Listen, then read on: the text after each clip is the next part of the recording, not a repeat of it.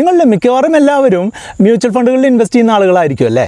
ആ മ്യൂച്വൽ ഫണ്ടുകളിൽ നിങ്ങളുടെ ഇൻവെസ്റ്റ്മെൻറ്റിന് കിട്ടുന്ന റിട്ടേൺ എങ്ങനെ വർദ്ധിപ്പിക്കാം എന്നുള്ളതിനെ പറ്റിയിട്ടുള്ള ഒരു വീഡിയോ ആണിത്. ഇതിൽ 8 ടിപ്പുകളാണ് നമ്മൾ പറഞ്ഞു തരാനായിട്ട് പോകുന്നത്. ഞാൻ സുബീഷാണ്. RupeeMonk എന്ന് പറഞ്ഞ യൂട്യൂബ് ചാനലിലൂടെയും ആസ്ക് RupeeMonk എന്ന് പറഞ്ഞ വാട്സപ്പ് സർവീസിലൂടെയും പേഴ്സണൽ ഫിനാൻസുമായി ബന്ധപ്പെട്ടിട്ടുള്ള കാര്യങ്ങൾ പറഞ്ഞു തരുന്നത് ഞാനാണ്.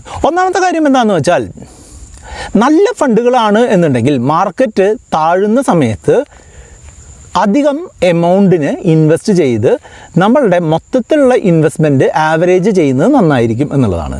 നമ്മൾ നല്ലൊരു ഫണ്ട്, നല്ല ട്രാക്ക് റെക്കോർഡുള്ളൊരു ഫണ്ടാണ്, അത് മാർക്കറ്റിൽ ഉണ്ടായിട്ടുള്ള ഒരു കറക്ഷൻ്റെ ഭാഗമായിട്ട് അതിൻ്റെ വിലയും കുറഞ്ഞു എന്നുണ്ടെങ്കിൽ ആ സമയത്ത് നമ്മൾ കുറച്ചധികം എമൗണ്ട് ഇൻവെസ്റ്റ് ചെയ്യുകയാണ് എന്നുണ്ടെങ്കിൽ നമ്മളുടെ ആവറേജ് പ്രൈസ് കുറയാനും മാർക്കറ്റ് തിരിച്ചു കയറുന്ന സമയത്ത് നമുക്ക് വളരെയധികം ലാഭം ഉണ്ടാകാനും ഉള്ള സാധ്യതയുണ്ട്. ഇത് ഞാൻ പേഴ്സണലി ചെയ്യാറുള്ള കാര്യമാണ്. ഈ അടുത്ത് ചെയ്തിട്ടുള്ളത് നമ്മുടെ കൊറോണയുടെ സിറ്റുവേഷനുമായിട്ട് ബന്ധപ്പെട്ട് മാർക്കറ്റിലുണ്ടായിരുന്ന കറക്ഷൻ വന്ന സമയത്ത് നല്ല ഫണ്ടുകളിൽ അഡീഷണൽ ആയിട്ട് ഇൻവെസ്റ്റ് ചെയ്യുകയും അതിപ്പോൾ അത്യാവശ്യം നല്ല രീതിയിൽ വലിയ ലാഭം ഉണ്ടാക്കി തരികയും ചെയ്തിട്ടുണ്ട്.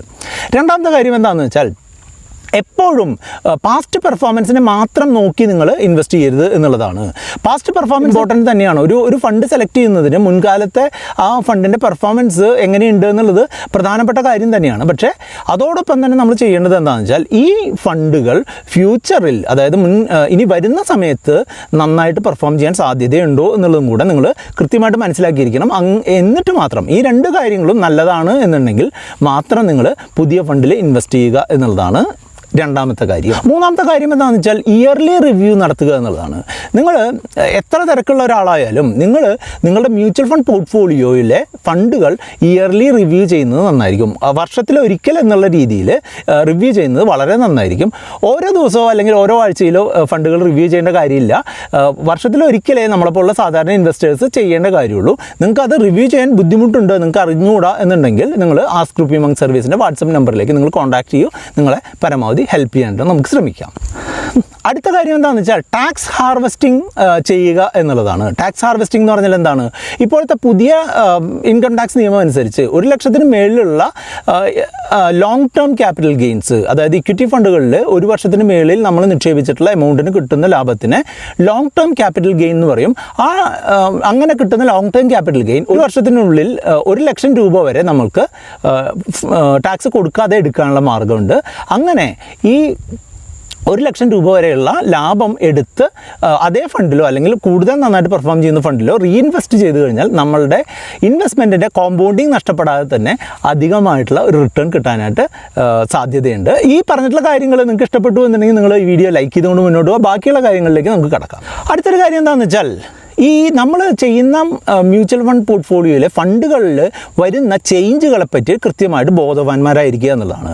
നമ്മളിപ്പോൾ ഏത് ഫണ്ടിൽ നിക്ഷേപിച്ചിട്ടുണ്ടെന്നുണ്ടെങ്കിൽ നമ്മളുടെ ഇമെയിൽ ID കൊടുത്തിട്ടുണ്ടെന്നുണ്ടെങ്കിൽ ആ ഇമെയിൽ IDയിലേക്ക് മാസത്തിലൊരിക്കൽ ഈ ഫണ്ടുകളെ പറ്റിയിട്ടുള്ള ഡീറ്റെയിൽസ് വരും. അതോടൊപ്പം തന്നെ ഈ ഫണ്ടുകളിൽ എന്തെങ്കിലും ചേഞ്ച്, ഫണ്ട് മാനേജർ മാറുക അല്ലെങ്കിൽ വേറെ എന്തെങ്കിലും ഒബ്ജക്റ്റീവ് മാറുക, അങ്ങനെയുള്ള കാര്യമാണെന്നുണ്ടെങ്കിൽ ആ ഡീറ്റെയിൽസ് നിങ്ങൾക്ക് ഒരു മെയിൽ രൂപത്തിൽ വരും. ആ ചേഞ്ചുകൾ കൃത്യമായിട്ട് മനസ്സിലാക്കുക. അതിനനുസരിച്ച് നിങ്ങളുടെ ഒബ്ജക്റ്റീവുമായിട്ട്, നിങ്ങളുടെ ആവശ്യവുമായിട്ട് ആ പുതിയ ആവശ്യങ്ങൾ മീറ്റ് ചെയ്യുന്നില്ല എന്നുണ്ടെങ്കിൽ ഫണ്ടുകളിൽ മാറ്റം വരുത്താനുള്ള ഓപ്ഷൻ നിങ്ങൾക്ക് ഉണ്ടാവും. അത് കൃത്യമായിട്ട് ഉപയോഗപ്പെടുത്തുക എന്നുള്ളത് നിങ്ങളുടെ ലാഭം വർദ്ധിപ്പിക്കാനായിട്ട് നിങ്ങളെ സഹായിച്ചേക്കാം. എക്സ്പെൻസ് റേഷ്യോയിലുള്ള ചേഞ്ചുകൾ കൃത്യമായിട്ട് ട്രാക്ക് ചെയ്യുക എന്നുള്ളതാണ് പ്രധാനം.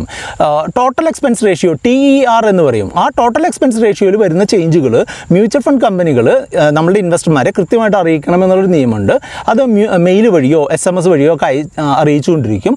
അങ്ങനെയുള്ള അറിയിപ്പുകൾ കൃത്യമായിട്ട് മനസ്സിലാക്കി നമ്മൾ ഉദ്ദേശിക്കാത്ത രീതിയിലുള്ള ഒരു ഇൻക്രീസ് വരികയാണെന്നുണ്ടെങ്കിൽ ആ ഫണ്ടുകളിൽ ഒരു അത് തുടർന്ന് പോകണോ എന്നുള്ളൊരു കൺസിഡർ ചെയ്യേണ്ടതാണ്. ഈ എക്സ്പെൻസ് റേഷ്യോ മാത്രമായിരിക്കരുത് നമ്മളൊരു ഫണ്ട് സെലക്ട് ചെയ്യുന്നതിനുള്ള കാരണം.